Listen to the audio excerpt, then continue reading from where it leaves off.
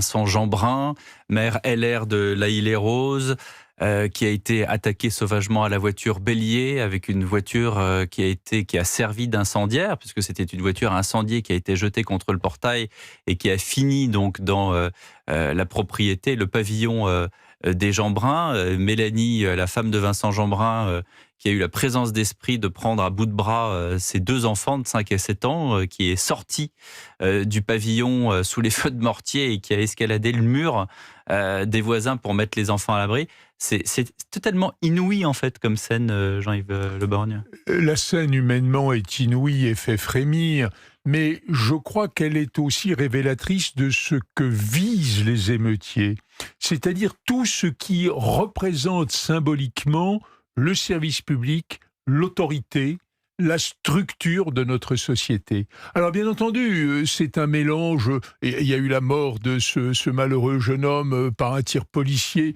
mais je dirais que c'est un prétexte que ce phénomène tragique, et que classiquement il y a le mélange entre la délinquance, car ce sont des délinquants, des pillards, mais qui révèle quand même un malaise profond et une sorte de détestation par un certain nombre de nos compatriotes, car ce sont nos compatriotes, de la société qui est la nôtre. Et je pense qu'il y a là un vrai souci. J'ai le sentiment que tout ça va se calmer, s'éteindre un peu comme un feu de paille, mais la réalité, c'est-à-dire la non-inclusion de ces populations dans notre société. On parle d'assimilation pour les étrangers, mais là, ce sont des Français. Ce sont des Français qui ne sont pas assimilés dans notre société. Et il faut se mettre la tête dans les mains et penser à faire en sorte qu'il n'y ait, s'il se peut, au moins au regard des valeurs, demain qu'une seule France. William T. Moi, je vois, il y a plusieurs points. Déjà, penser à la famille de Vincent Jeanbrun, qui est un maire dévoué à Île-et-Rose, et qui montre en fait que le discours tenu pour justifier les attaques des émeutiers, des racailles et des barbares n'était pas le bon. Une grande partie des gens disaient « oui, les émeutiers réagissent par rapport au décès tragique du jeune Naël ».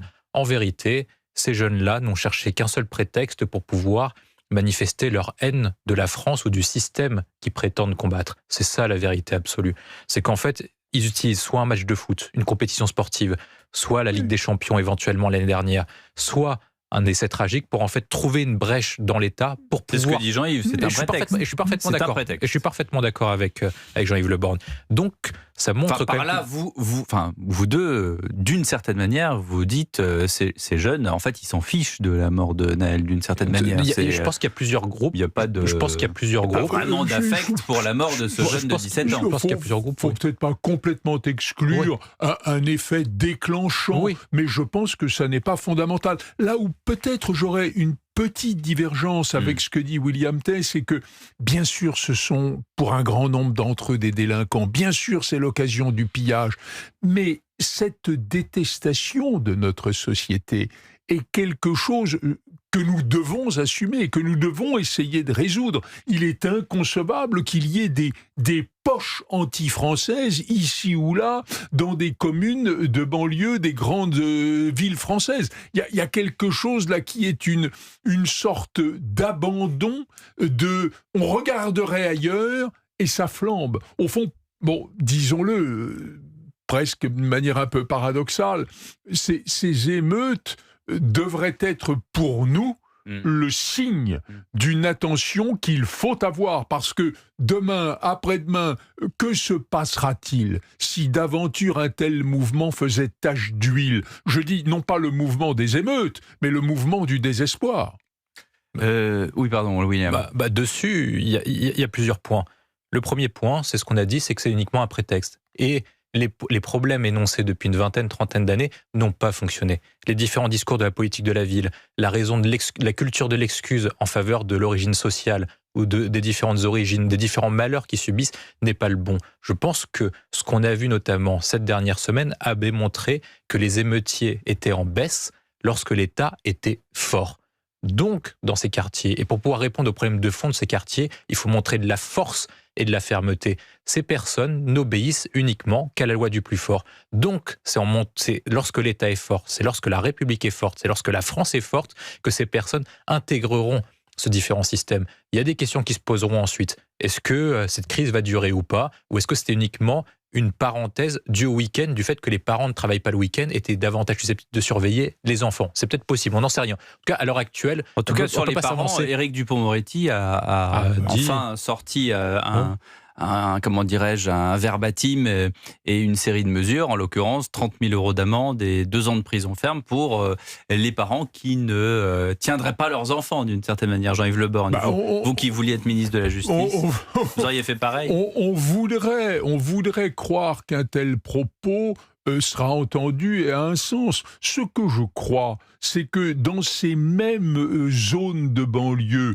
les parents n'ont plus d'autorité. Oui. Le problème n'est pas d'appeler à l'exercice d'une autorité, encore faut-il qu'elle existe. Qu'est-ce que sont ces familles? Ce sont généralement des familles monoparentales, avec une femme qui est là et qui fait ce qu'elle peut pour ses enfants, mais qui n'a pas l'autorité qui s'exerce sur eux. Ce faisant, cette exhortation de Dupond-Moretti, je souscris in abstracto à ce qu'il dit, mais je ne crois pas que cela puisse résoudre le problème. William T. Est-ce que être dans une famille monoparentale justifie ce qui se passe? Non, parce qu'il y a plein de familles monoparentales qui arrivent à élever leurs enfants parfaitement. Le point, c'est l'accumulation des charges qui sont contre eux. C'est-à-dire que non seulement ils vivent souvent dans des familles monoparentales, d'autant plus dans des familles qui sont nombreuses, donc avec beaucoup d'enfants, et surtout, ils ont des modèles attractifs différents. C'est-à-dire que lorsque vous vivez dans un modèle d'éducation, vous avez un modèle d'éducation sur lequel suivre. Soit vous vous dites, tiens, on aimerait devenir ce type de personne ou ce type de famille. On aimerait éventuellement devenir cet autre type de famille. Mais eux, ce qu'ils ont comme modèle, c'est qu'ils ont le modèle de la loi des gangs et des racailles. Ça veut dire que pour s'inclure dans un milieu, et c'est pour ça que vous avez une baisse des émeutes, notamment à partir de la nuit de vendredi, c'est à partir du moment où les réseaux sociaux n'ont pas diffusé les images, parce que vous avez beaucoup de personnes qui essaient de s'inclure dans un groupe de réseau social, et donc du coup, pour s'inclure dans un réseau social, vous avez une concurrence et une enchère de celui qui en fera le plus pour pouvoir s'intégrer dans ce réseau social. Donc vous avez des gens qui faisaient un concours sur TikTok de qui allait brûler le plus de commissariats. Vous avez des gens qui faisaient un concours pour savoir qui allait taquer le plus de policiers, qui allait voler le plus d'objets, notamment certains objets dits cool et tendance, comme des PlayStation 5, des jeux vidéo, etc. Et c'est pour ça que certains magasins étaient visés, c'est pour ça que certains lieux de pouvoir étaient ciblés spécifiquement, comme des mairies, des lieux représentant la République française. Et donc, pour pouvoir en fait extirper ces gens-là de ce modèle que moi j'appelle modèle gang racaille, en gros, il faut non pas faire criminaliser les parents. Évidemment que les parents sont responsables, mais souvent s'ils sont arrivés là, c'est qu'ils n'ont pas vraiment le choix. C'est surtout comment on fait en sorte que ces enfants trouvent un modèle alternatif que celui des gangs racailles pour intégrer le modèle républicain. Et pour qu'ils intègrent le modèle républicain méritocratique, il faut que le modèle gang racaille soit pas assez attractif et que le modèle républicain soit attractif. Donc il faut sanctionner et faire en sorte que si vous l'intégrez le modèle gang racaille, vous finissiez vos jours en prison. Jean-Luc Mélenchon était tout à l'heure l'invité d'LCI. Voilà ce qu'il a dit. Tout le monde est responsable d'une maltraitance sociale et d'une maltraitance policière. Jean-Yves Le Borgne. Je crois qu'il y a une forme de responsabilité globale sur le fait qu'un certain nombre de nos compatriotes sont en marge. Lorsque William Tell, il y a un instant, dit que le modèle, c'est le modèle de la délinquance, que c'est le modèle du trafiquant de drogue, et que ce n'est pas le modèle républicain de l'ascenseur social, de la promotion, de celui qui fait quelques études et qui se retrouve, à cause de son courage et de son investissement, dans une position sociale préférable à celle de ses parents.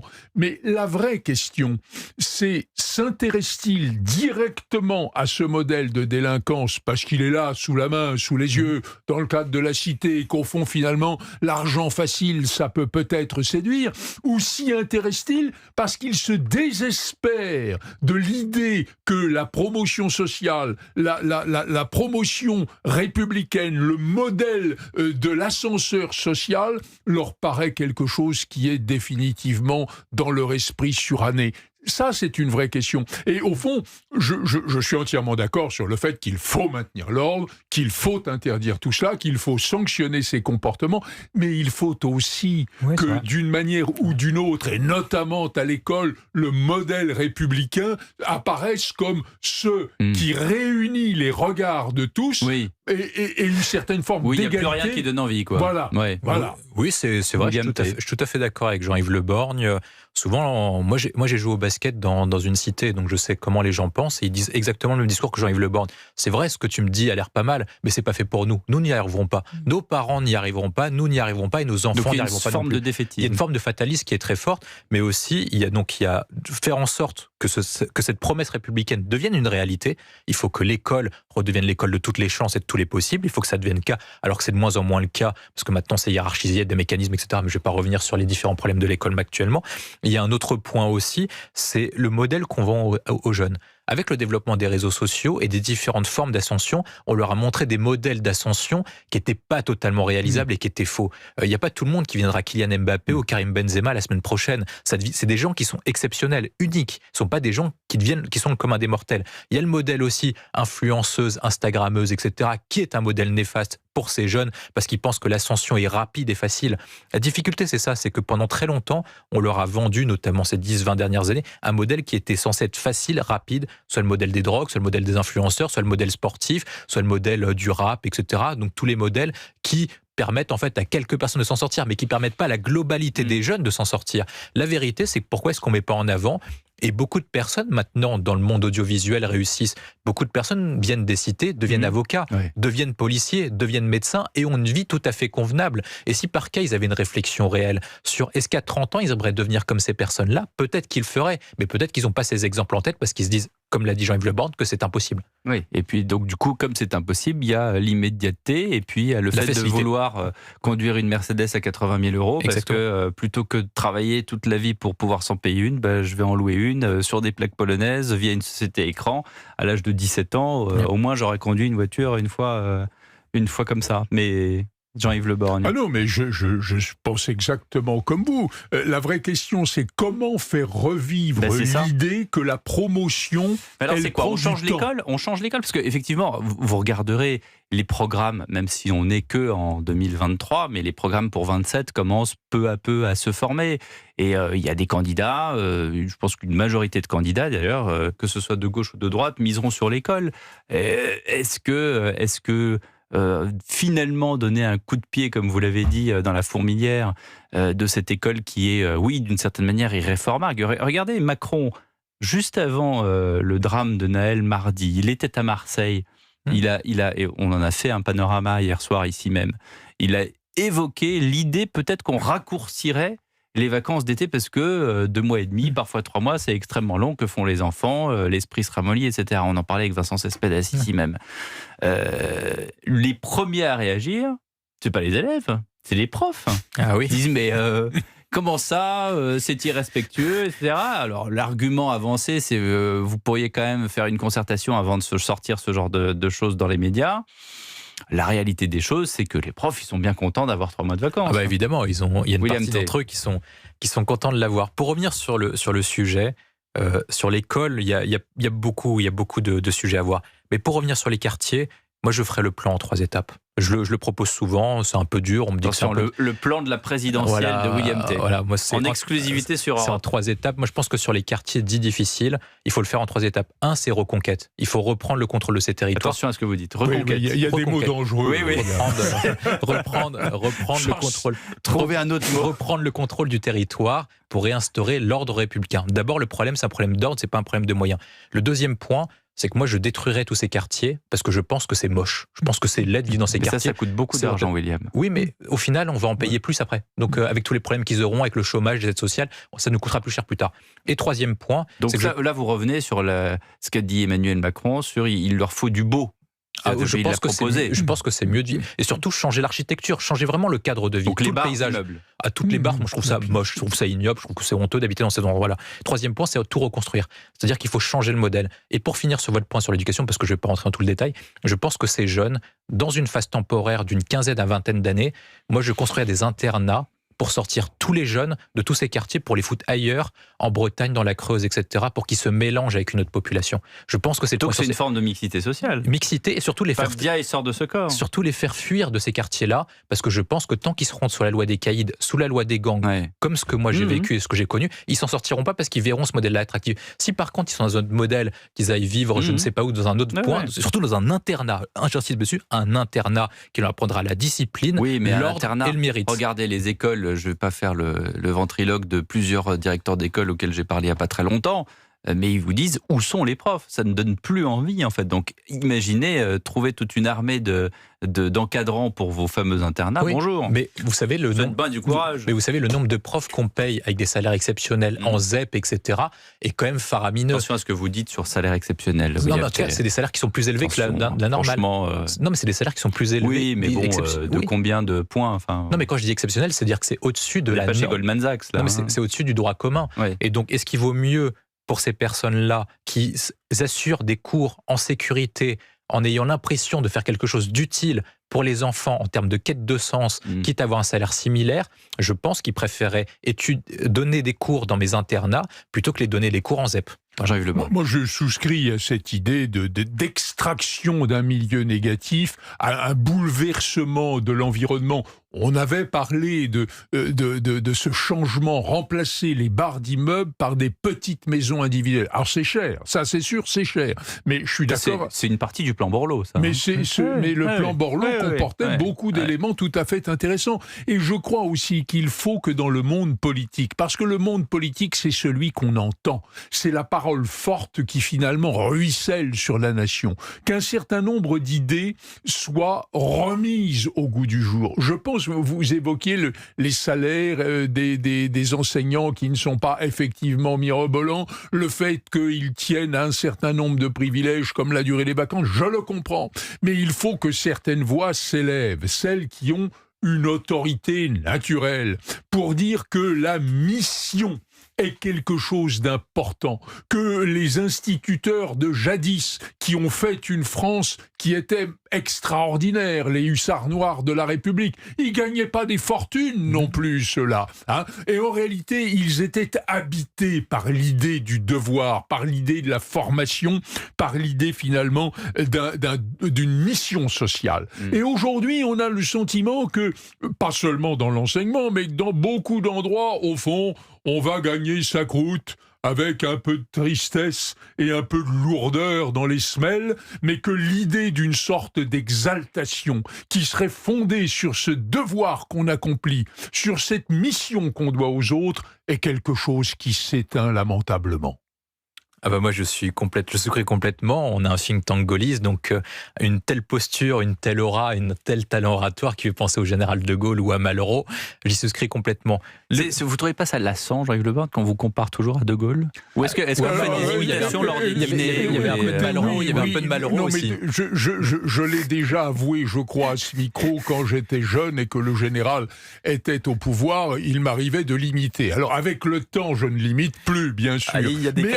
Pourtant, avec l'âge arrivant, je pourrais finalement, effectivement. Mais bon, quelques vieux restent. Mais de toute façon, De Gaulle représentait cette tradition du devoir. Il a passé sa vie à répondre à l'appel de l'histoire. C'est pour ça que tout le monde se vante d'être gaulliste aujourd'hui dans la classe politique. Il faudrait l'être concrètement. Oui. Y compris quand on a un emploi qui n'est pas un emploi de chef d'État, de ministre ou de haut fonctionnaire, quand on est finalement un instituteur au fin fond de la France. Il est plus gaulliste qu'un ministre, c'est ça ? Avec ses 30 gamins qui se dit je vais les porter au plus haut. Ah ben moi je suis parfaitement d'accord. Le gaullisme, c'est pas un programme politique, c'est une idée. C'est de se dire que la France ne peut pas être la France sans la grandeur, qu'on doit accomplir un certain idéal et que la France, de tout temps, a toujours un message à transmettre à travers l'histoire et qu'elle n'était la France que lorsqu'elle transmettait une certaine vocation, un certain idéal, comme elle l'a fait avec la Révolution française, comme elle l'a fait avec la Déclaration des droits de l'homme. Elle transmettait un message universel.